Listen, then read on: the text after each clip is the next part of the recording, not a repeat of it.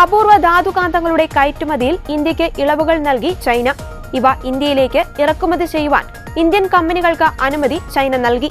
6 മാസത്തെ കയറ്റുമതി നിയന്ത്രണത്തിന് ശേഷമാണ് ഇന്ത്യക്ക് നിയന്ത്രണത്തിൽ ഇളവ് നൽകിയിരിക്കുന്നത്.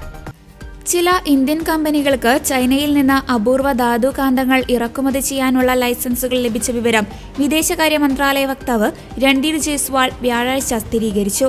എന്നാൽ ലൈസൻസ് ലഭിച്ച കമ്പനികളുടെ വിശദാംശങ്ങൾ ജയ്സ്വാൾ വെളിപ്പെടുത്തിയില്ല. ഓട്ടോമോട്ടീവ്, ഇലക്ട്രോണിക്സ് മേഖലകൾക്ക് അത്യന്താപേക്ഷിതമായ അപൂർവ ധാതുകാന്തങ്ങൾക്ക് മേൽ യുഎസിനെ ലക്ഷ്യമിട്ടാണ് ചൈന കയറ്റുമതി നിയന്ത്രണം ഏർപ്പെടുത്തിയത്.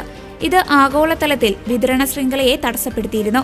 ചൈന ഏർപ്പെടുത്തിയ നിയന്ത്രണങ്ങൾ ഇലക്ട്രിക് കാറുകൾ, ഇരുചക്രവാഹനങ്ങൾ എന്നിവയുൾപ്പെടെയുള്ള വാഹനങ്ങളുടെ നിർമ്മാണത്തെ സാരമായി ബാധിച്ചിരുന്നു. ഇതേ തുടർന്ന് വിഷയം ചൈനയുമായി ചർച്ച ചെയ്യണമെന്ന് ആവശ്യപ്പെട്ട് കമ്പനികൾ സർക്കാരിനെ സമീപിച്ചിരുന്നു. 2025-26 സാമ്പത്തിക വർഷത്തിൽ ഇന്ത്യയുടെ മൊത്തം ആവശ്യകതയായ 3600 ടണ്ണിൽ രാജ്യത്തെ വാഹന വ്യവസായത്തിന് മാത്രം ഏകദേശം 870 ടൺ അപൂർവ ധാതുകാന്തങ്ങൾ ഇറക്കുമതി ചെയ്യേണ്ടതായി വരും. ഈ സാഹചര്യത്തിലാണ് ചൈനയുടെ നിയന്ത്രണ ഇളവ് പ്രാധാന്യം വഹിക്കുന്നത്.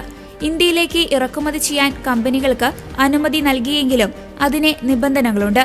ഇന്ത്യയിൽ നിന്ന് ഇവ യുഎസിലേക്ക് കയറ്റുമതി ചെയ്യാൻ പാടില്ല എന്നതാണ് പ്രധാന വ്യവസ്ഥകളിലൊന്ന്. മറ്റൊന്ന്, ചൈനയിൽ നിന്ന് ലഭിക്കുന്ന അപൂർവ എർത്ത് മാഗ്നറ്റുകൾ ഒരിക്കലും പ്രതിരോധ ആവശ്യങ്ങൾക്കായി ഉപയോഗിക്കരുതെന്നും നിബന്ധനയുണ്ട്. ഉയർന്ന കാന്തിക ശക്തിയും കാന്തിക മണ്ഡലം നഷ്ടപ്പെടുന്നതിൽ നിന്നുള്ള പ്രതിരോധ ശേഷിയും കാരണം ഓട്ടോമോട്ടീവ്, ഇലക്ട്രോണിക്സ് വ്യവസായങ്ങളിൽ ഇത്തരം കാന്തങ്ങൾക്ക് വലിയ പ്രാധാന്യമുണ്ട്.